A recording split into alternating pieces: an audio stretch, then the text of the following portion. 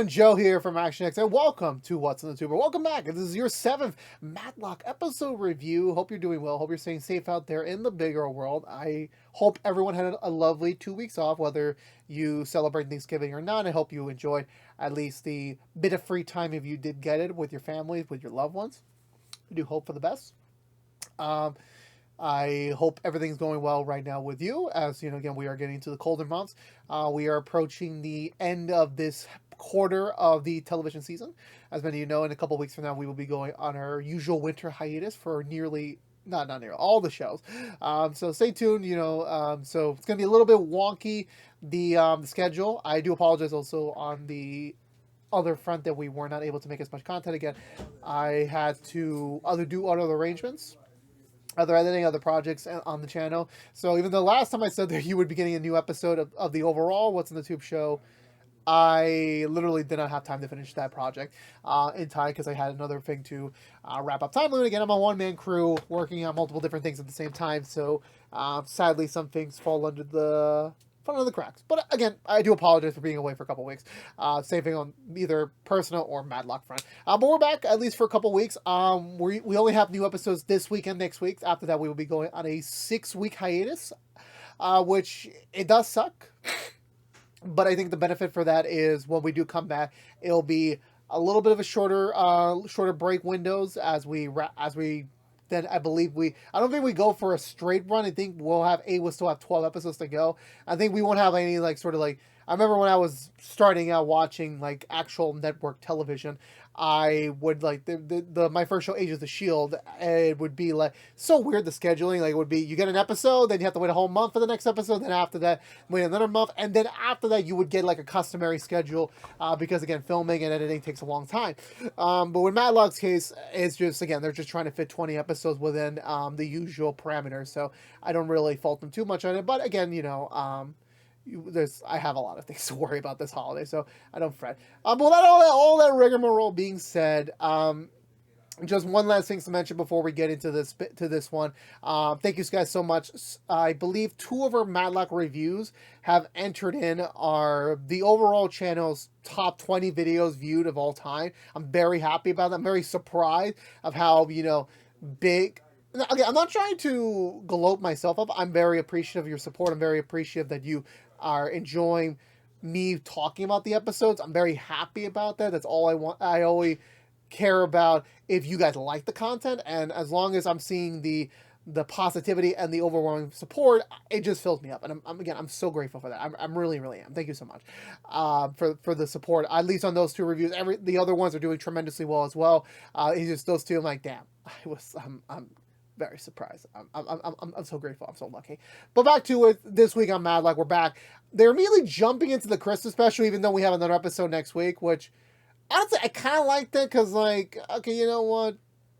They're trying to be realistic here. We don't necessarily have to end a cliffhanger off for the season, for this first portion of the season, for an entire mid-season thing. We don't have to tie it in with Christmas. Them kind of getting it out of the way now is kind of, I think it's smarter, just kind of this is associate, these are 2 different things.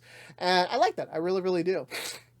But what I will say is that with this episode specifically, and again, it's been so long, 2 weeks may seem like not that long of a time, but for me, it was again, the holidays and just doing the other things I was supposed to do, it felt so much longer. So I kind of got a little bit scared, oh God, I'm so used to getting Matlock back to back for the first 6 episodes. And now we're on our first break, and I'm just damn.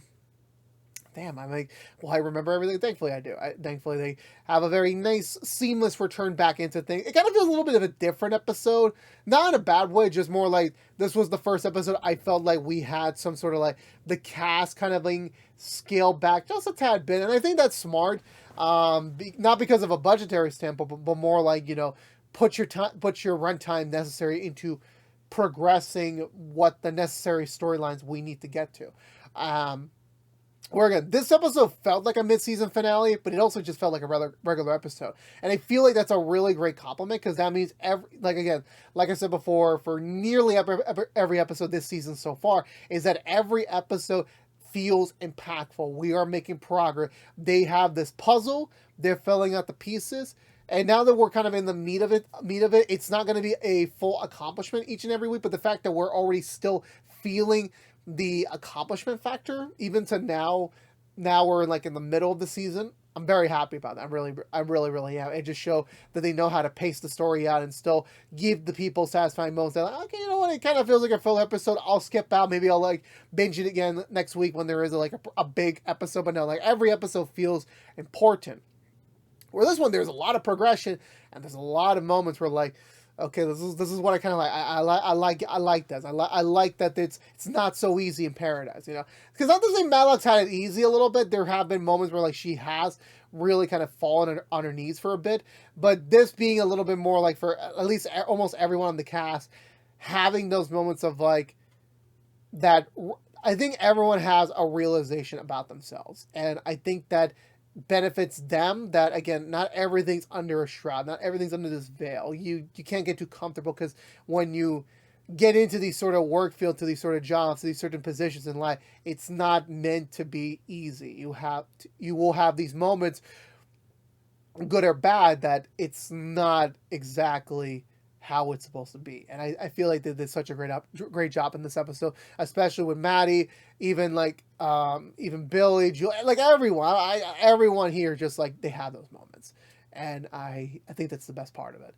But with all that being said, let's go for the Butcher recap and talk about this week's episode of Matlock.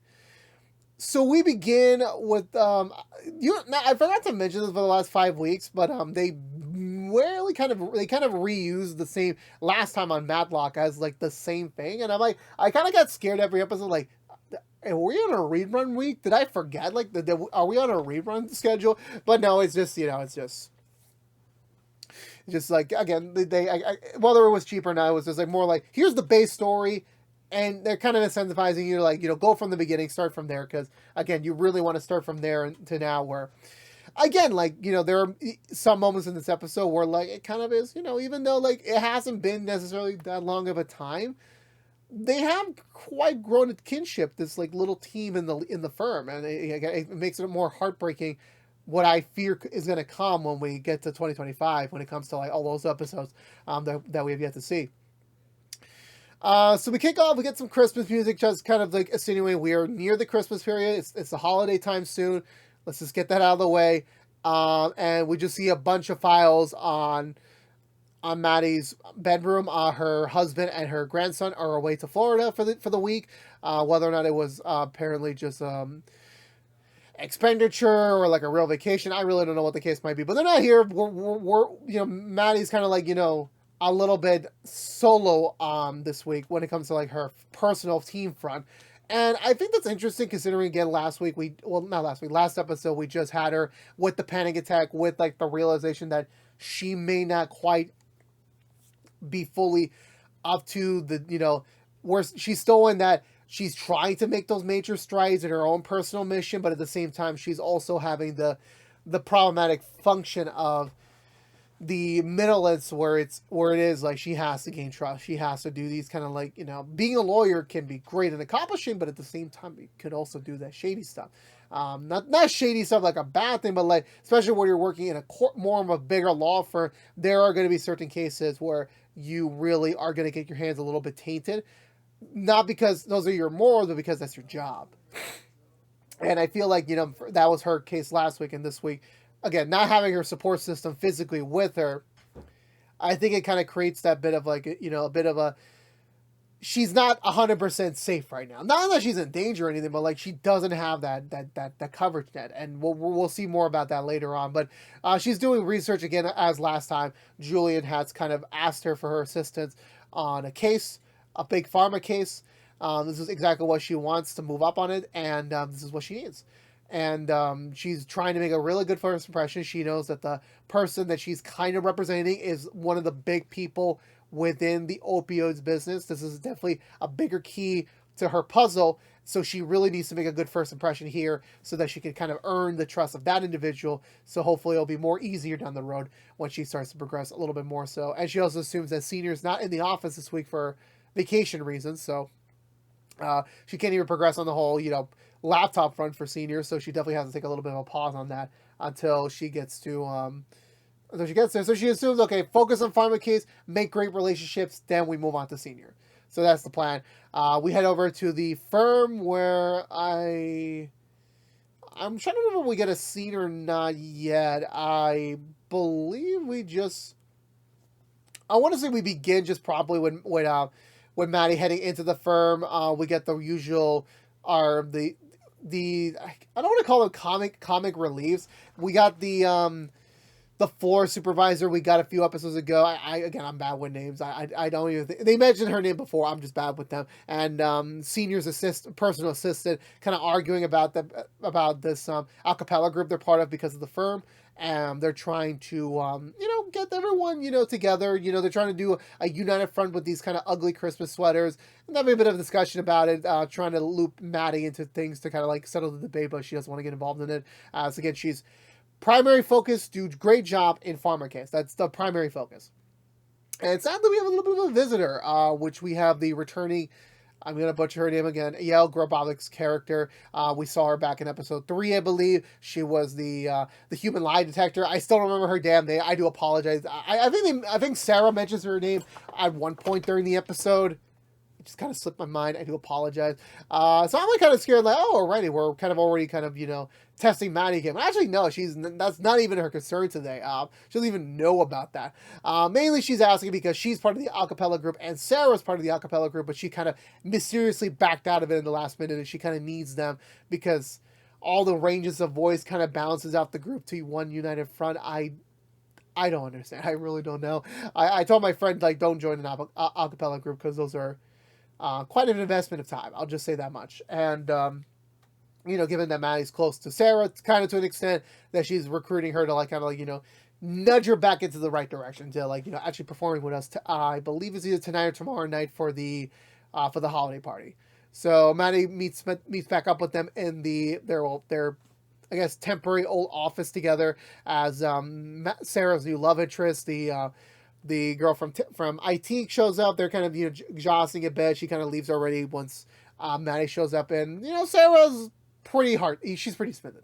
She's very much on this she's in love, or at least they're kind of they're in that weird, not weird, but like that stage where they're still getting to know each other, but there is a positive connection there. Even Maddie's kind of jostling her around a little bit about it.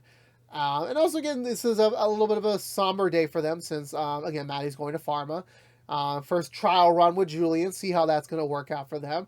Definitely this is what she wants. And, even though the three, we haven't exactly been on the right footsteps, they definitely kind of been working more better as a team as of late. So definitely this is a huge blow to Sarah and Billy, but they're confident that they should be able to handle things without her, especially as Olympia kind of takes her away to prepare her for the Pharma case. And Billy and Sarah are, I forgot what they're saying in this scene. I definitely know there's a bit of hesitation with Sarah on the whole acapella firm. I don't think we talk about that. I know Billy does mention the fact that Billy is again withering the idea of proposing to his girlfriend finally of 8 years. I think now is the appropriate time to do it, and definitely this could be a great opportunity for him at the holiday party. But he's not quite 100% sold on it for some reason, but we'll get to more about that in a second. We head over back to Olympia. Maddie, Olympia's kind of just getting her psyched up. This is how Pharma is. Here's kind of some of the team players on Julian's team. Even Julian kind of fills her in once they kind of all meet up again. Even Maddie says a weird comparison. You're both like my parents, just preparing me for the first day of school. It's kind of weird, but it's also kind of sweet. There's only one individual on the team. I think his name is Trent, and I only remember that because it's a long story. I'll talk about another day if he comes back or not. But he's not really much of a real human person. He is a human being, obviously, but he's not really one to have a proper conversation that's straightforward, if that makes sense. I don't think I made it very, very, very well clear. I do apologize for that. So from there, she heads upstairs. She branches off with Julian, and Julian kind of fills her a little bit more so before they meet up with the rest of the team. They kind of do this little bit of pulling Maddie's leg a little bit, calling her out on her age, calling her out of her stance and everything. But Maddie's trying to fit in as best she could. They actually do respect her for that, and they get a little bit more confident with her. They get into the meeting room where actually they are representing the big pharma company versus a minor lawsuit potential as this individual participated in a drug trial. She was not supposedly her case is morally based on the fact that she was not fully notified of the possible side effects, and then also on the second front that there was the other thing was that when she was experiencing symptoms, the scientists in charge of the experiment did not really report it, did not really do anything about it, and just kind of left it alone. And then even long after that trial ended, she started experiencing even more symptoms and everything. It kind of messed her up towards the end, and now she's seeking recompense for her her suffering. And it seems like, a little bit, they're getting legal jargon here. They're trying to defend their client. They're keeping things very neutral. The fact that none of what they're saying is fully proven. So by this point, there is no real case here. But considering the fact they do have something, they are willing to hear them out. They're trying to lowball them for 50. However, Maddie kind of cuts the bullshit, trying to being good cop, bad cop, being the older individual in the room, trying to get some sympathy points from them to take a $150, $150K deal to drop the lawsuit. Which again, $150K is it's not a lot of money, but for me, it's that could really just clear the board with a lot of things I have on the back of my pockets. Sadly, however, they decline it. And actually, she is a semi-known TikToker, so she does pull out a camera on them to kind of expose them for trying this sort of methodology, also trying for her to get sympathy points from her followers on this. It definitely kind of hurts the firm's reputation on this, considering the fact they're being treated again still as the bad guys here in this front. Maddie cleverly covering her face with the folder so any potential ID could be, which honestly was pretty smart. I wasn't really thinking about that until we get to the next scene. Especially when everyone's looking at the video after that and they're like, damn, we're going to be putting on blast over here. But Julian kind of corrals the ship to everyone, just look, we need to focus back on the case. All this sort of things, don't worry about it. We need to focus just on pursuing forward with the case now. They talk back to the scientist who's in the middle of things, and he's again clarifying to them, oh no, I never had any correspondence from her about any side effects. Don't you worry. They're like, good, we'll take it from here. As Julian tasks Maddie to go back to the girls and see if they can reconsider with a little bit of a higher deal. And Maddie's a bit unsure about that, considering the fact she is a TikToker. Well, not Maddie, the girl in question. And that she's, again, personally scared that her identity could be leaked if, the wrong people view that TikTok. Because, again, TikTok's a very powerful social media platform right now. And Julian's sensing a bit of, discontent with that statement, considering the fact that he doesn't like that. He's as much as he's understanding, at the same time they have a job to do, and if Maddie's not fully able to understand the risk of the job, then maybe she shouldn't be here.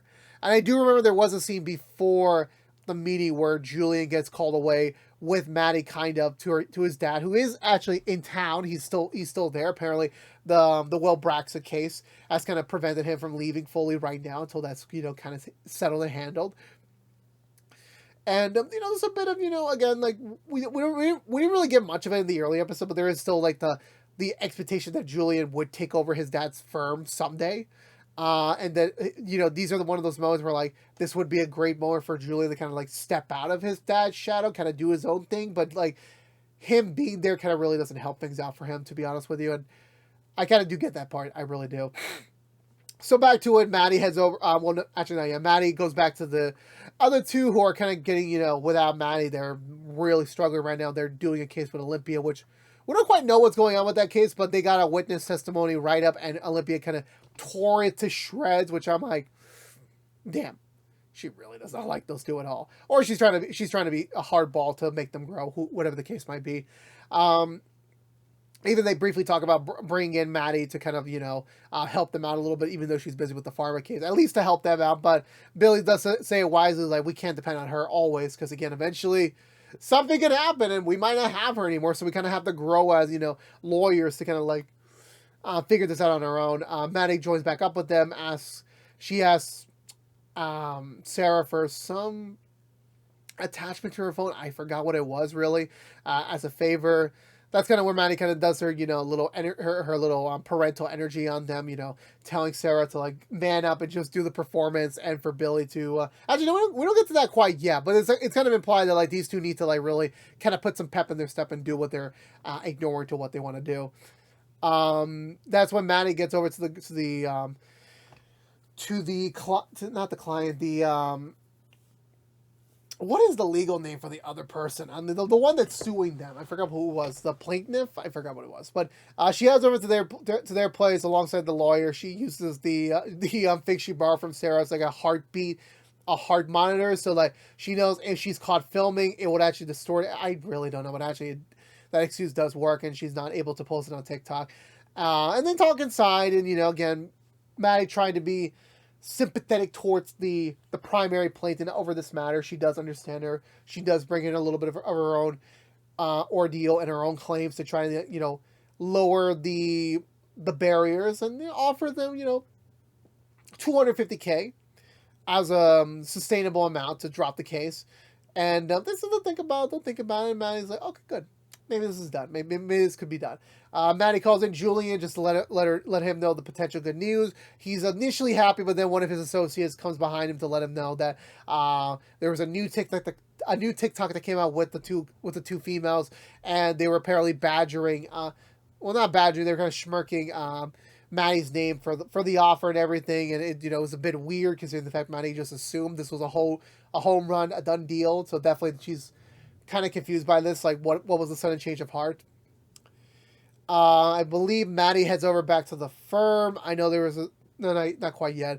I forgot what came first really, whether it was Maddie and Julian's like one-on-one scene, their first one-on-one scene, or it was the big meeting. I think it was so they had a meeting first. Well, ladies and gentlemen, despite me charging my camera, apparently the video has cut out, so we will be resuming on a vocal platform, so I do apologize for that. I really, really do. I know you guys want to see my face. I do apologize. Anyway, picking back up where I left off, we get to, the first one-on-one between Maddie and Julian, where I will say this much about Julian, and I think this goes to Jason Ridley as an actor. He is a very understanding person, but at the end of the day, he does understand what position he is with his career and his profession, that he can't always be too lenient, where he is not fully blaming Maddie, because of the fact Maddie was the last course of action that just happened before the recent video came out, that he is going to have to kind of put some blame on her on that one, especially with the rest of the team kind of like,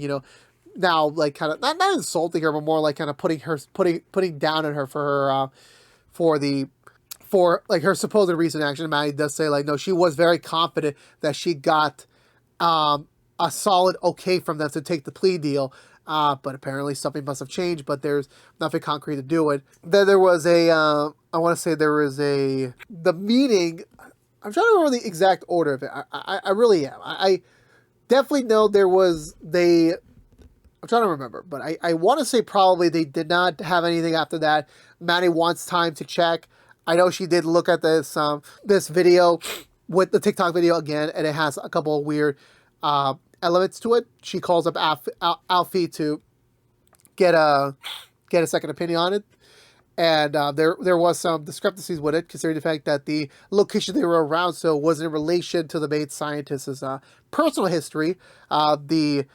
There was a medical professional that was in the area of where the girls filmed the video, and it was the office of the primary scientist's at least ex-girlfriend, ex-romantic partner, however you want to put it as. And that created a little bit of concern for Maddie to take some time to investigate it, but Julia denies it because, at least right now, there really is no cost to do that. There really isn't. So from there, I want to say, so the girls set up another meeting with the scientists, a meeting with the lawyers, and then a proper meeting with the scientists to have like a one-on-one interview to kind of get the brass of it. They do have a legal right to do that to question him for the court. And while they were conducting the interview, they did bring up actually the romantic history with that doctor. And Julian just watches like, oh crap. Yeah, no, he was, Maddie was right. Maddie was right about this. And then they started bringing it out a little bit, and there was, text message chains. Apparently they got in contact with the person, and she showed them this, that, this is very much a confirmation that he was aware of the results and he never reported them. So he was very much willingly not falsifying his own experiment, but also like just disregarding whatever his clinical patients were feeling. So definitely just to pursue his own needs. And they cut the meeting short. They pull him out of the room, and then Julie and Maddie get another one-on-one time where again Julian's just not happy with the meeting, not happy with the results of this, and definitely this is very much not what they want. They very much not. And they got a little heated. You know, again, I forgot to mention there was a scene where Senior stepped into when Julia was kind of like corralling the entire big pharma team, the entire firm of like what their next course of action was.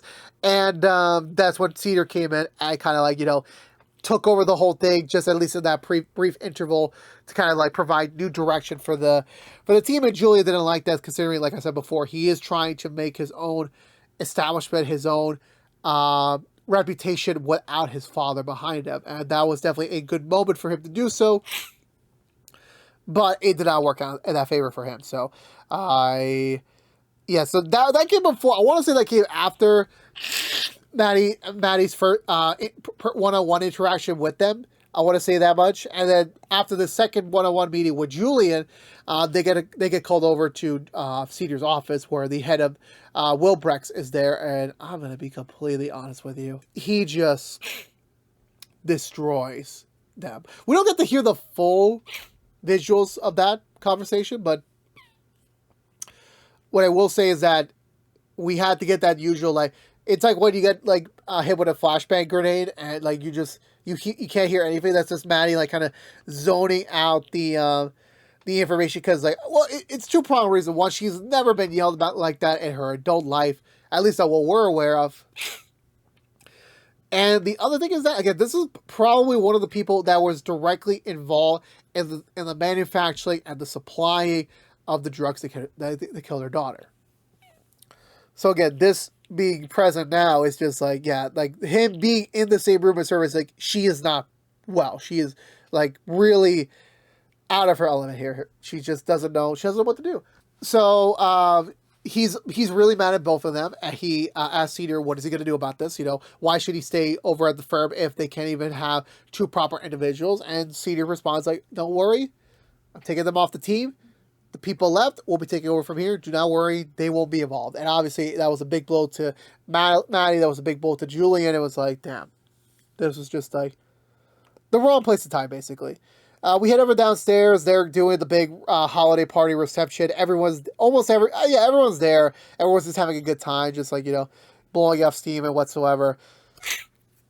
Maddie's just kind of like, you know, pounding in, just kind of defeated. She even like pushes off the human lie detector, like, I don't got time for you. Get away from me. Which I'm like, damn. That was just hilarious. That's when she also notices Sarah talking to her crush, and she kind of puts the pieces together like, oh, you're not sick. You just didn't want to be embarrassed in front of your, person of interest. And Sarah doesn't deny it, and she's hopeful that she would also be reciprocate towards that and understand why she needs to back out of it. But she's like, oh, hell no. Like, I'm going to use this as leverage against you. So if you don't say anything, I will. And I will also make sure that you're an insecure person and you can't be trusted. So you should be stayed the hell away from you. And Sarah's got no choice but to actually do it because, again, she likes her and she's got really no choice in the matter right now. So I want to say after that, we get to Maddie just drinking her sorrows away about her defeat. Olympia shows up next to her. That's kind of when Maddie fills her in about the situation and everything. But of course, obviously, her mentioning that both her and Julian got kicked off the case. That kind of triggered something in Olympia, because again, Olympia and Senior have been kind of very close when it comes to like a father-in-law daughter-in-law connection, like a little bit more close than usual.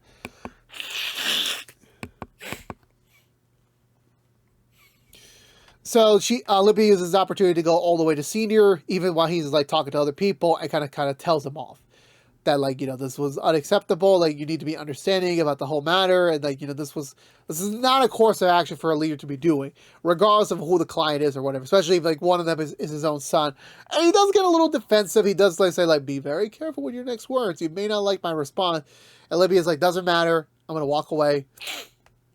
she does show Julia notices the whole thing, and Olivia does tell him like, yeah, no, it was about time I actually spoke the truth to your dad. And Julia took that as a really nice compliment for them, especially for their relationship, for their rebuilding process. They share a brief kiss and they kind of walk away, kind of, regardless. Okay, you know what? We ain't gonna do a secret relationship thing. Who cares anymore? We're gonna just kind of like act as how we were before. Yeah, I forgot to mention that Sarah. Does Sarah know about the acapella? Not quite yet. But Sarah does agree about the acapella affair. I forget about that. Billy and Sarah do meet up with Maddie again, and Maddie's on her woe. She does tell them about her defeat, and that them's the breaks. But Sarah does kind of being the optimistic one for once. She does tell her that, like, well, you still got a desk with us. You still got a team with us. So even though this was a L for you, you could definitely have a fallback team to lean on. And, these three, in a weird way, they kind of do complement each other. They really do. And I think that was the important part for that. They really were. And that, especially as they focus back on, their own fronts, but especially with Billy's impending proposal, just uncertainty on when should he do it, how should he do it, and then they kind of, what their talk of marriage kind of triggers something into Maddie that, needs her to pull away from the party, go do some of her own research for a second for the case. But she does use this opportunity to kind of yell at both Sarah and Billy, to, like, Sarah just, like, to man up and just do the damn acapella. If your crush doesn't like it, okay, it is what it is. But, like, you should not have to deny your responsibilities just to, like, impress someone. That'd be the truth. And Billy just do it. It doesn't matter when. There's no perfection. This is your proposal, not anyone else's. Just you do what you want to do. And then she leaves, and they're like, damn. And Billy's like, okay, you know what? Fuck it. I'm gonna propose to her right now. Actually, not right now. Let's set up, like, the patio. Let's put some nice decorations there. Let's brighten it up. Let's do it there. And Sarah's gonna go steal some stuff.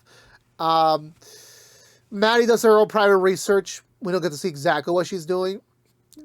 She calls up her husband, who doesn't pick up the phone, who is probably busy on the vacation. And she kind of leaves him a voice message about, like, she did find something that would be very beneficial to the firm's side of things for their own businesses, but not for the client. And Maddie, knowing that she's in this middle of a big pharma case and her relationship with her deceased daughter, especially when she plays the voice message from her deceased daughter way before, it kind of tests her, considering the fact that she should give the win to the girls, because, again, these people were assholes. There is legitimate proof that would prove that, but at the same time, Maddie has her mission. She knows this is the trust that she needs to build to get closer to the completion of her mission. And it hurts because she knows she has to destroy a young girl's prospects because of this directive.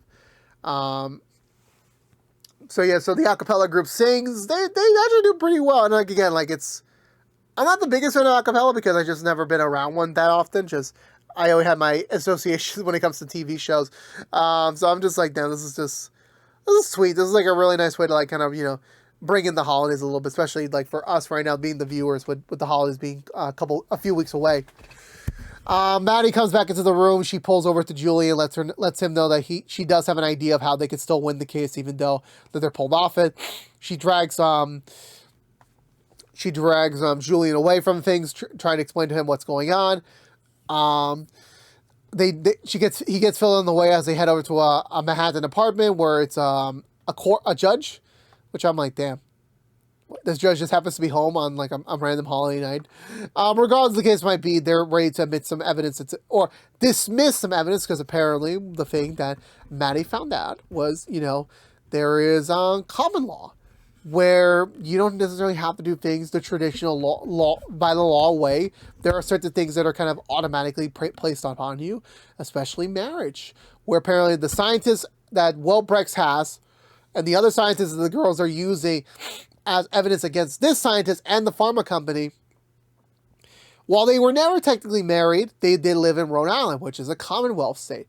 So apparently, by that logic, that they spend a considerable amount of time together, that they would be automatically assumed married, and thus the clause of married spouses cannot use their own communication threads against each other in a court of law. So technically, the girls trying to admit the text message chain in evidence would actually not be admissible, which the judge does concur. She does agree, and she's like, okay, you cannot use this evidence in court. And obviously the girls are like, that was their big golden bullet. That was the big thing for them to win this case. And now they don't have it. They're trying to argue that, this is a silencing method, that this is, definitely, but again, the law is in place. There's nothing the judge can do. They pervert beyond the reasonable doubt. This cannot be usable, so she has to honor it. And obviously the girls are kind of, obviously destroyed by it, because again, this was the thing they needed. This was what their whole case was built upon. This entire relationship, this, again, like, their advantage was also being used against them. And it hurts. I could tell in their throat, like, as much as they weren't doing this to be shitty people because they were shitted upon, it does suck when, like, they were close and then this happens and they lose it. They lose everything. Maddie tries to comfort them a little bit about it, because again, if they try anything else, they do have a gag order in place. So technically, if they ever speak about the issues or the details surrounding this case before trial, then technically they could be countersued for releasing sensitive information that wasn't ready for public knowledge. And again, they're just tongue-tied. They got nothing, because there's nothing they can do to get themselves out of it. And Maddie, again, being in a very difficult position where she does not believe that, the firm should have gotten this win. The girl should have gotten what that text message chain had she not figured that out. But Julie just tells her to, like, let's go. Let's walk away from this. And again, it hurts Maddie a lot. It really, really does. We're back at the party. Sarah gets pulled away by the girl she's interested in, who is very impressed by her singing, or at least her performance confidence, but she didn't get to hear a single thing from it, because again, it's an a cappella group. You can't really determine who's who unless you're really closing in on it. And Sarah, again, liking her, decides to sing for her, and briefly, but then they kiss. They're like, yes, that's great for Sarah. That's a great one for Sarah. We'll get to Billy in a second. Julie meets up with his dad. The dad heard the news from Will Brexton that the girls are going to be dropping their lawsuit. They don't really have much of a case anymore to go to court on Monday, and this was a great win. And, that despite all that Senior did, he's just acting like, what? I did what I did. We still won at the end of it. Let's just carry it on. And Julian also uses this as an opportunity to kind of mention to his dad, like, remember, we're not the same people. We have two different work styles, work ethics. And his dad's just looking at him like, nah, you can believe that all you want. But Cedar's just chuckling away. Julian's about to meet up with Olympia, but then the other lawyer, the lawyer that Olympia was romantically involved with while the divorce was being finalized, shows back up. He's back in town. His month sabbatical in Texas is over.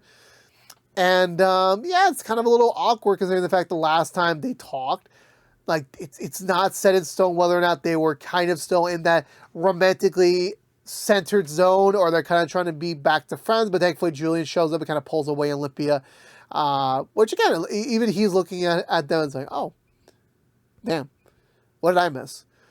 Then finally we get Maddie. She talks to Senior about everything and apologizing for, despite the win that they got in the end, for the step-by-step they had to get to the win. But Senior's like, don't worry about it.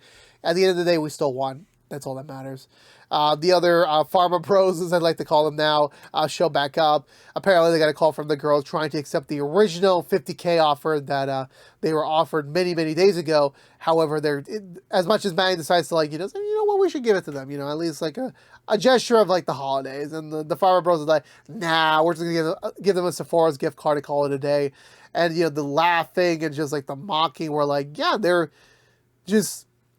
This is exactly the situation Maddie didn't want to be with. She knows this is a very difficult moment for her because of everything she's doing. She had, like, this sort of, like, crafted bracelet that I'm guessing that Ellie, her daughter, made for her at some point in her life. It breaks. No one notices it.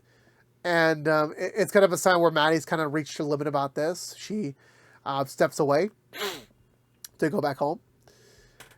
Billy proposes to his girlfriend, but sadly, in a shocking event, Billy's proposal is declined by her. Apparently, she doesn't feel 100% into the relationship anymore. She feels like it's too comforting for them, and that it's not really something she wants to fully get behind anymore, that they should break up and meet other people. And again, Billy, again, even for me, I was kind of like shocked by this. But I shouldn't be shocked considering the fact this is a couple we barely know anything about. We've always spoken in words about this. And yeah, this was very much for me, a shock. This very much was. And just the fact Sarah comes in, not witnessing anything, but like she just kind of sees Billy's reaction, kind of realizes what's going on. And they hug. And again, I think even that hug just showcases like this is not something Sarah would have done back in episode 1. Whether it was Maddie or the highness of being happy, regardless of the case might be, that was a really great sign for their friendship. You know, the trust in one another about this. We head back over to the, well, not quite yet. I want to save that for last. Olympia and Julie head back home. They're about to drink the night away. Maybe, you know, have a night of passionate lovemaking. But Julian does have to tell her something. That at the end of their original main marriage, he wasn't happy with her. He wasn't happy with how things were going. That he does admit to her he had an affair at some point. Obviously, Olympia does not take that calmly, and she walks away from him. And I'm like, Julian, you couldn't have saved that for the holiday. He did the right thing. He did the right thing, but I'm just like, you waited this long. You could have waited till after the holidays. I think you should have, in my opinion, at least, because you know it's supposed to be happy times. Again, I know it's not a happy news, but still, it's just like, yeah, no one wants to hear that like close to the holiday. No one really does, especially with someone they're trying to rekindle the love with. Maddie heads back home. She has the champagne bottle in hand. She's looking at the photos, realizing what she just did for the firm. You know, again, she knows in her heart she should have supported the girls, but she couldn't have. She definitely did the actions she did to kind of get more brownie points with the higher up, with the overall partners, with the team. And she hits her breaking point. She hits the progress board with the champagne bottle, takes some pills, and starts to calm down a little bit. But at least to get one minor victory for the week, she decides to call up the assistant using an AI generator to replicate Senior's voice with Alfie's help. And she manages to get his password. And now it's like, wait, I have two questions for this scene, but like, again, Maddie getting the puzzle pieces she needs for later now was really, really smart. It really, really was. My only questionable moment is that how did he know it wasn't Senior? It was a little bit too coincidental with that specific moment. But regardless of what the case might be, despite Maddie kind of betraying her morals this week, she did definitely get a win with the password. And that's it for this week's episode of Matlock. Again, I think this episode was really, really great. I really, really enjoyed it. I think the twist at the end, like the unexpected turns of things, just again, seeing Katie Bates' performance shine through again this week, especially towards the end. It was just, I'm fully immersed in this character. I'm fully immersed in this world, and just getting those scenes, you know, those really boiling point scenes were like, they were really well done. They really showcased the situation they were. I was not expecting that from Julian with the affair. I really wasn't. I thought he was always on the straight and narrow. That this kind of definitely puts into a little bit of like a little bit of shroudness against his real motivations, because you never really know if he's hiding about this thing, what else he's hiding from.